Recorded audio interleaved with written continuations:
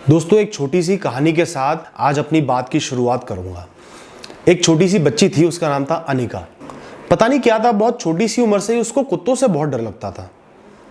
वो एक high rise society में रहती थी, वहां पे कुत्ते ज्यादा थे नहीं, लेकिन जब भी उसका किसी कुत्ते से एनकाउंटर हो जाता था, कुत्ता सामने आ जाता था, बहुत ज्यादा वो बच्ची डर जाती थी।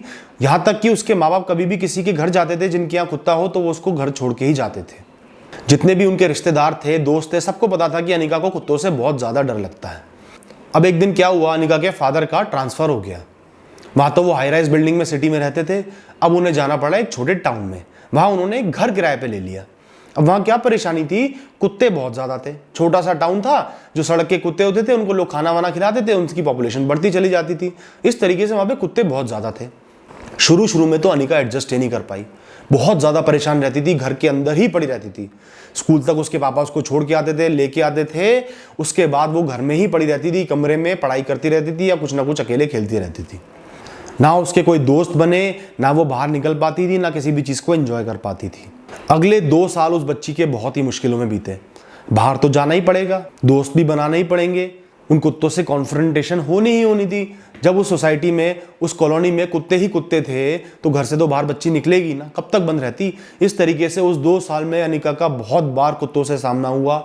एक बार उसको कुत्ते ने काट भी लिया, कई बार उसके पीछे भी पड़ गए, और उसकी जिंदगी समझ लो उन 2 सालों में बहुत खराब रही। जिस चीज से वो सबसे ज्यादा डरती थी, उस चीज का निरंतर उसको 2 साल तक डेली सामना करना पड़ा। एक दिन क्या हुआ, उनके बहुत दूर के रिश्तेदार आए। आखिरी बार वो उनसे तभी मिले थे जब वो हाई राइज सोसाइटी में रहते थे। अब 2 साल के बाद वो इस नए घर में, इस छोटे टाउन में आना हुआ, तो उनसे मिलने आ गए।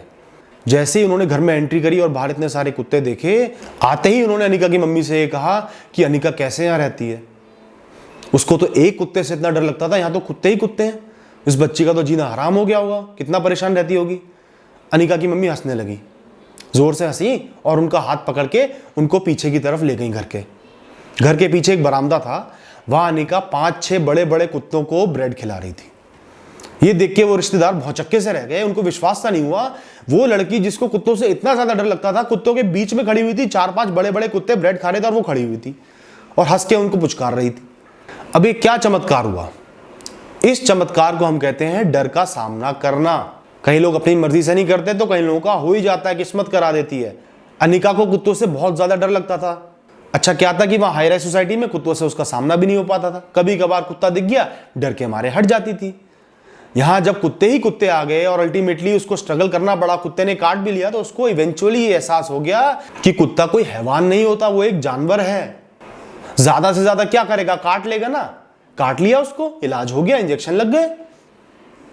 धीरे धीरे उन कुत्तों से उसकी दोस्ती होने लगी, धीरे धीरे डर खत्म होने लगा। जब डेली वो उस रास्ते से जाने लगी, पैदल भी जाना पड़ता था, दोस्त भी आते थे, दोस्तों को उनसे खेलते हुए भी देखती थी, धीरे धीरे उसने कुत्तों के प्रति कंफर्ट को डेवलप कर लिया। डर का सामना करके, अपनी मर्जी से नहीं करा, लेकिन हो गया ना। धीरे धीरे वो डर निकल गया और अंत में जाके वो इतनी कंफर्टेबल हो गई कुत्तों के साथ कि 4-5 एडल्ट कुत्तों को एक साथ ब्रेड खिला रही थी और उसको डर भी नहीं लग रहा था। तो इसलिए दोस्तों ये कहते हैं, आपको किसी चीज से डर लगता है, डर का मतलब एक तो ये हो गया आपको नेचुरली उस चीज से थोड़ा सा फियर है, फियर का कोई कारण होगा। 90% केसेस में फियर का कोई ना कोई कारण होगा ही होगा। जैसे कुत्ता है, वो आपको काट सकता है, जानवर है, उसमें इतना दिमाग नहीं है, आपको चेस कर सकता है, आपसे अगर थ्रेट महसूस करता है, कुछ गलत कर सकता है। ऐसे ही जिस भी चीज से आप डरते होगे, डर का कोई ना कोई कारण होगा। लेकिन दूसरा कारण डर का यह है, आपका उस चीज से कॉन्फ्रंटेशन ज्यादा नहीं हुआ, इंटरेक्शन ज्यादा नहीं हुआ, उस चीज को आपने झेला नहीं है। मेरी बात को समझना, जब भी किसी इंसान का अपने डर से सामना हो जाता है ना, जिस चीज से वो बहुत डरते थे, जब सामना हो जाता है, एक्चुअल कॉन्फ्रंटेशन हो जाता है, तब उनको एहसास होता है कि ये डर मेरी जिंदगी से बड़ा नहीं है, ये चीज इतनी बड़ी नहीं है कि मैं निरंतर इससे डरते ही रहूं। मैं सामना कर सकता हूं, झेल सकता हूं। झेल के ही पता चल सकता है कि आप इस मुसीबत को झेल सकते हो। तो इससे हमें 2 सीख मिलती है। एक तो अपनी मिजरी से डरो मत। जब आप मिजरी झेलोगे, तभी आपको पता चलेगा कि आप उनको झेल सकते हो, तभी आप मैच्योर बनोगे और तभी आप उनसे डील करने के लायक बनोगे। अगली बार वो मिजरी आएगी तो आपको इतनी परेशान नहीं कर पाएगी, अंदर से ही आप बहुत स्ट्रांग बन जाओगे। एक बार जब आपने अपने फियर का, अपने डर का सामना कर लिया, जैसे जॉब चले जाना, फेल हो जाना, रिकवर होते ही आपके अंदर एक कॉन्फिडेंस आ जाता है, आपके अंदर एक नॉलेज आ जाती है उसके बारे में कि हाँ ये चीज होती है, ये चीज हो सकती है।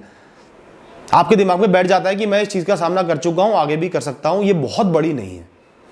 तो अंदर ही अंदर इसी तरीके से स्ट्रेंथ बिल्ड हो जाती है। तो मैं तो कहता हूं कि डर का सामना करना बहुत ही अच्छी बात है, डर का सामना करना चाहिए। बिना डर का सामना करे आप ब्रेव नहीं बन सकते। छोटी सी छिपकली भी ऐसा लगता है जैसे पता नहीं क्या हो, डायनासोर हो, लेकिन एक आध बार आपके ऊपर गिर गई, कुछ नहीं हुआ, तो आपको लगता है कि नहीं यार इतना भी कुछ नहीं कर सकती यार। ठीक है, डर थोड़ा सा लगता है, लेकिन ये लगेगा कि ये थोड़ी सांप नहीं है, मुझे डस नहीं लेगी, मार नहीं देगी। इसलिए मैं लोगों से ये कहता हूं, भैया डर का सामना करना सीखो।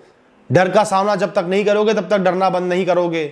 डर को समझोगे नहीं, ये नहीं समझ पाओगे जिस चीज से आप डर रहे हो डर के लायक ही नहीं है। इस दुनिया में कोई भी चीज डर के लायक नहीं है दोस्त।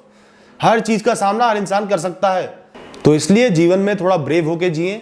और अगर आपके सामने मिजरीज या परेशानी आ रही है तो आपको बहुत खुश होना चाहिए, क्योंकि वो आपको अपने आप ब्रेव बना देंगी। आपको कुछ अलग से करना ही नहीं पड़ेगा। ठीक है ना? All the best.